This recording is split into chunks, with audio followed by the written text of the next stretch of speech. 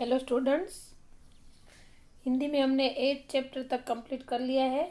आज हम 9th poem करेंगे जिसका नाम है बाढ़ की संभावनाएं। बाढ़ यानी कि जो बहुत जोरों का पानी बहता है, सब नुकसान हो जाता है। जो बाढ़ आती है नदी में से, वो उसका ये वर्णन किया गया है। इसके कवि है दुष्यंत कुमार। इनका जन्म हुआ था 1933 और इनकी मृत्यु हुई थी 1975 में। थोड़ा हम कवि के बारे में जान ले। दुष्यंत कुमार का जन्म राजापुर नवादा जिला बिजनौर यानी कि उत्तर प्रदेश में हुआ था। उनकी उच्च शिक्षा इलाहाबाद में हुई। सरकारी नौकरी तथा कृषि उनका मुख्य व्यवसाय था। रूढ़िवादी और साम्राज्यवादी शक्तियों से संघर्ष की चेतना उनकी कृतियों का प्राण है। उन्होंने गजल को परंपरागत ढांचे से अलग कर सामाजिक राजनीतिक यथार्थ का सफल संवाहक बनाया। साए में धूप उनका प्रसिद्ध गजल संग्रह है। एक कंठ विषयाई, झलते हुए वन का वसंत और सूर्य का स्वागत उनका अन्य कृति, ये सब उनकी अन्य कृतियां हैं। छोटे छोटे सवाल तथा आंगन में एक वृक्ष उनके प्रसिद्ध उपन्यास है। प्रस्तुत गजल मुसल्स मतलब एक भाव बोध वाली है, इमोशंस से जुड़ी हुई गजल नहीं है। प्रस्तुत गजल मुसल्स यानी कि एक ही भाव बोध वाली गजल नहीं है। प्रत्येक शेर की भाव भूमि भिन्न भिन्न है। मतलब हर एक जो सेंटेंस शेर यानी कि इसमें जो पंक्तियां दी गई है उसका जो भाव है वो भिन्न भिन्न यानी कि अलग अलग है। समसामयिक जीवन में मानव की स्थिति विसंगतियों से परिपूर्ण है। मतलब जो हमारा जीवन है उसमें जो हमारी परिस्थिति है वो बहुत सारी मुश्किलों से, बहुत सारी चिंताओं से घिरी हुई है। इससे कवि चिंतित अवश्य है पर निराश नहीं है। मतलब ऐसी परिस्थिति आती है तो इसके लिए कवि चिंतित है लेकिन वो निराश नहीं है। तमाम विषय परिस्थितियों की उपस्थिति के बावजूद उम्मीद की एक हल्की सी किरण अभी भी उसके यहाँ बरकरार दिखाई देती है। मतलब चाहे कितनी भी कठिन परिस्थिति क्यों ना आए लेकिन उसमें उम्मीद रखना ये सबसे बहुत बड़ी बात है। हमें कभी भी उम्मीद छोड़नी नहीं चाहिए। उस परिस्थिति में से बाहर निकलने की पूरी कोशिश करनी चाहिए। अगर उम्मीद रहेगी तो वो कोशिश भी परिपूर्ण होगी। और हम ऐसे कैसे भी कठिन परिस्थिति में से आसानी से बाहर निकल सकते हैं। तो ये सब इस पोयम में वर्णन किया गया है। तो चलो अब हम आगे पोयम डिटेल में पढ़ेंगे। पोयम है, बाढ़ की संभावनाएं सामने है और नदियों के किनारे घर बने हैं। चीड़ वन में आंधियों की बात मत कर, इन दरख्तों के बहुत नाजुक तने हैं। इस तरह टूटे हुए चेहरे नहीं है जिस तरह टूटे हुए ये आईने हैं। क्या है? बाढ़ की संभावना सामने है और नदियों के किनारे घर बने हैं। स्टूडेंट्स, हम जानते हैं कि कई लोग ऐसे होते हैं जो अपने छोटे छोटे झोपड़े नदियों के किनारों पर बांधते हैं। लेकिन यहाँ पे क्या किया है कि कवि कहते हैं कि नदियों में बाढ़ आने की पूरी संभावना है, हमेशा रहती है। लेकिन उससे भारी विनाश भी हो सकता है। पर नदियों के किनारे ही लोग घर बांध कर रहते हैं।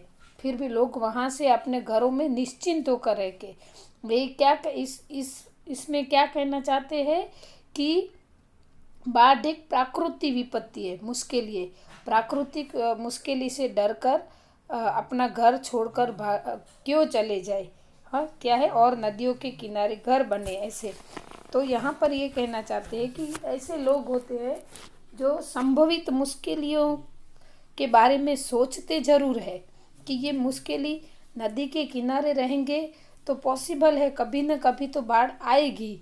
फिर भी वो लोग डरते नहीं है, निश्चिंत होकर वहाँ पर रहते हैं। वो डर कर पीछे नहीं हटते हैं, निश्चिंत होकर रहते हैं क्योंकि वो ऐसा सोचते हैं कि भविष्य में आने वाली मुश्किल से डर के हमें भाग जाना उचित नहीं है। चीड़ वन में आंधियों की बात मत कर, इन दरख्तों के बहुत नाजुक तने हैं। कवि कहते हैं कि चीड़ के वृक्ष जो होते हैं, जो एकदम नाजुक होते हैं, हाँ, वो एकदम बैंड होते ही वो टूट जाते हैं, ऐसे होते हैं। तो क्या कहते हैं कि चीड़ के जो वृक्ष तने हुए, उसके जो तने हैं, उसके ऊपर का पार्ट है, वो बहुत नाजुक होते हैं। जो ये पर्वतीय प्रदेश में ऐसे होते हैं वृक्ष, हाँ। तो इतने ही तेज हवा चलने पर भी वो टूटकर गिर जाने का अंदेशा होता है। कवि क्या कहते हैं कि वन में आंधियों की तो बात ही नहीं की जा सकती, क्योंकि आंधी चलने पर तो चीड़ के सारे वृक्ष गिर जाएंगे। आंधी आएगी तो वो वृक्ष, आपने कल्पना की होगी कि पर्वत के इतने लंबे लंबे वृक्ष होते हैं, नीचे उसके जो मूल होता है वो बड़ा होता है, बट धीरे धीरे ऊपर वो एकदम पतला हो जाता है। तो अगर ज़्यादा हवा आएगी तो उस वृक्ष का गिरना भी संभव है। हाँ, तो ऐसी परिस्थिति में भी लोग वहाँ पे रहते हैं। इस तरह टूटे हुए चेहरे नहीं है, जिस तरह टूटे हुए ये आईने हैं। कवि कहते हैं कि लोगों में हताशा है, पर वो इतने दुखी नहीं है। टूटे हुए चेहरे नहीं है, जिस तरह आईने टूटे हुए हैं, कि आईने टूट जाते हैं, वो टुकड़े टुकड़े हो जाते हैं। आईना यानी कि दर्पण, जिसको आप गुजराती में जेने अरीसो कहिए, हाँ, तो वो टूट के गिर जाता है। लेकिन ये जो लोग हैं जो किनारों पर रहते हैं, उनका दिल ऐसा कमज़ोर नहीं है, उनका दिल मजबूत है। हताश है, उनको पता है कि फ्यूचर में ये होने वाला है, लेकिन वो उन हताशा में जीना उनको पसंद नहीं है। वो उनसे हारे नहीं है, वो हमेशा उस मुश्किल का सामना करने के लिए तत्पर रहते हैं। क्योंकि उनके लिए ये बहुत ही कठिन परिस्थिति होती है कि अगर अचानक बाढ़ आएगी तो नदी का पानी उसको बहा के ले जाएगा, और अगर तूफान आएगा तो जो पर्वतीय प्रदेश में जो ऐसे बड़े बड़े पेड़ होते हैं, उसके गिरने की पूरी संभावना रहती है। लेकिन फिर भी वो हिम्मत करके वहाँ पे अपने घर में गुजारा करते हैं। वो आईने की तरह टूट नहीं जाते। हाँ, अगर आईने की तरह टूटेंगे तो वापस से जुड़ना उनके लिए इम्पॉसिबल होगा। तो ऐसी परिस्थिति में भी वो अपना जो काम होता है, अपना कार्य होता है, अपनी मंजिल पाने की जो उनकी धगस होती है, उसमें कहीं पे भी वो रुकते नहीं है और आगे ही बढ़ते जाते हैं। नेक्स्ट है, आपके कालीन देखेंगे किसी दिन, इस समय तो पाँव कीचड़ में सने है। जिस तरह चाहो बजाओ इस सभा में, हम नहीं आदमी हम झुनझुने हैं। अब तड़पती सी गजल कोई सुनाए, हम सफर ऊँघे हुए हैं अनमने हैं। आपके कालीन, कालीन यानी कि बड़ा गालीचा जो होता है उसको कालीन बोलते हैं। हाँ, तो आपके कालीन देखेंगे कभी किसी दिन। कवि कहते हैं कि अभी तो कष्ट से गुजरने के दिन है उनके। इस समय उनके पाँव कीचड़ में सने, सनना यानी कि भर जाना। तो क्या कहते हैं कि अभी तो कष्ट से गुजरने के दिन है, मतलब मुश्किलों में से पार पड़ने के दिन है। उनके पैर अभी कीचड़ में फंसे हुए, भरे हुए कीचड़ से। अब इस मुश्किल से मुक्ति मिलने पर ही भी आश्वासन अथवा तो उसका जो ध्येय है वहाँ तक वो पहुँच सकेंगे। इस समय पाँव उसके कीचड़ में सने, मतलब वो मुश्किल से घेरे हुए है, मुश्किलों से घेरे हुए हैं। उनके कष्ट अभी गुजर जाएंगे, मतलब चले जाएंगे। जो मुश्किलियाँ हैं वो आई है, वो आके चली जाएगी। तो वो उससे हताश नहीं है। जिस तरह चाहो बजाओ इस सभा में, हम नहीं आदमी हम झुनझुने हैं। झुनझुना यानी कि खिलौना। कवि क्या कहते हैं इस पंक्ति में कि इस सभा में हमारी स्थिति किसी असहाय व्यक्ति जैसी है। ये लोगों की भावना व्यक्त करते। लोग क्या कहते हैं कि ऐसी परिस्थिति में हमारी जो स्थिति है वो असह्य, मतलब वो जो सहा नहीं जाता है ना उसको असह्य बोलते हैं। तुम जैसा भी चाहो हमारा उपयोग करो। हमारी हैसियत आदमी के रूप में नहीं रह गई है, हम आदमी न रहकर किसी झुनझुन की तरह हो गए। मतलब क्या कहते हैं ऐसे लोग कि हमारा यूज़ होता है।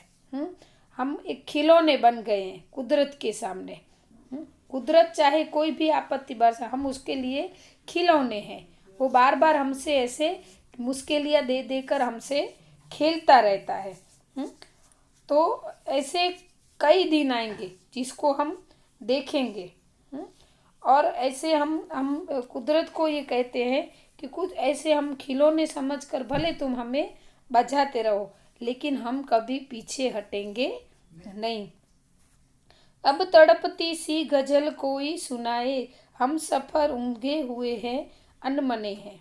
मतलब क्या कहते हैं कि हमारे साथ चलने वाले लोग अभी ऊँधना यानी कि नींद आना, आधी निंद्रा में है। हाँ, और वो उदास भी है। क्या कहते हैं, अब कोई भी गजल सुना दो, कवि कहते हैं कि लेकिन जो हमारे हम सफ़र है, मतलब हमारे साथी है, वो अभी अर्ध निंद्रावस्था में सोए हुए हैं और वो उदास भी है। उन्हें कोई गजल सुनाकर तुम जागृत करो या कोई उसमें जोश लाओ।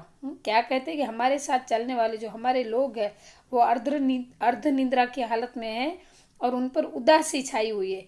अब उन्हें कोई ऐसी गजल सुनाओ जो उनको जागृत कर सके, ऐसे लोगों को जो अर्ध निद्रावस्था में सोए हुए।